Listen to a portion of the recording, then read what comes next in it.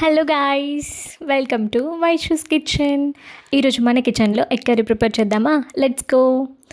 ఏ curry prepare చేయడానికైనా first and foremost thing ఏంటో తెలుసా? మన జుట్టుకి ఇలా క్లచ్ పెట్టడం, లేకపోతే మన హెయిర్ అంతా మనం చేసే కర్రీలోనే ఉంటుంది.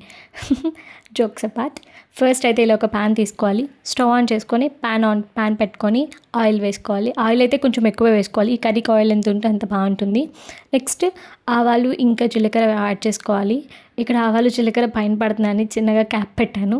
నెక్స్ట్ ఆవాలు అవి ఫ్రై అయిన తర్వాత next onions, tomato and green chillies అయితే చాప్ చేసి పెట్టుకున్నాను. ఇప్పుడు ఆనియన్స్ అండ్ చిల్లీస్ యాడ్ చేసుకొని అవి గోల్డెన్ బ్రౌన్ కలర్ వచ్చేంత వరకు ఫ్రై చేసుకోవాలి. అండ్ నెక్స్ట్ టొమాటోస్ యాడ్ చేసుకోవాలి. నేనైతే ఇక్కడ ఒక 6 to 7 టొమాటోస్ తీసుకున్నాను. ఈ కర్రీకి టొమాటోస్ ఎన్ని ఎక్కువ ఉంటే అంత బాగుంటుంది అనమాట.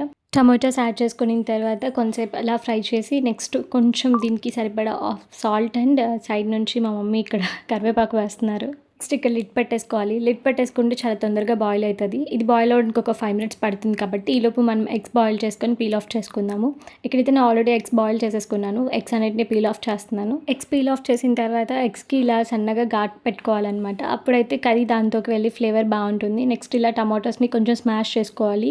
అప్పుడు కర్రీ టేస్ట్ ఇంకా చాలా బాగుంటుంది. ఇలా టమాటోస్లో నుంచి ఆయిల్ సెపరేట్ అయ్యేటప్పుడు 1 tablespoon turmeric powder, 1 tablespoon dhania powder and 2 tablespoons red chilli powder add చేసుకొని మిక్స్ చేసుకోవాలి.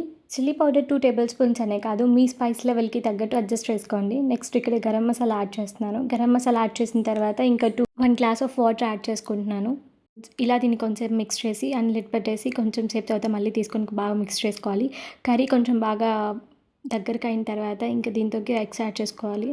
ఎగ్స్ యాడ్ చేశాక ఒకసారి దీన్ని మిక్స్ చేసి అండ్ లిడ్ పెట్టి అలాగే వదిలేసేయాలి. కర్రీ బాయిల్ అయిపోతుంది. అంతే, మన టొమాటో కర్రీ రెడీ అయిపోయింది. ఇప్పుడు దీన్ని ఒక బౌల్లోకి తీసుకొని సర్వ్ చేసుకోవాలి. నేను కుక్ చేసి నేనే రివ్యూ ఇస్తే ఏం బాగుంటుందని ఇక్కడ మా మమ్మీకి పెట్టాను. మా మమ్మీ అయితే సూపర్ అని కాంప్లిమెంట్ ఇచ్చారు.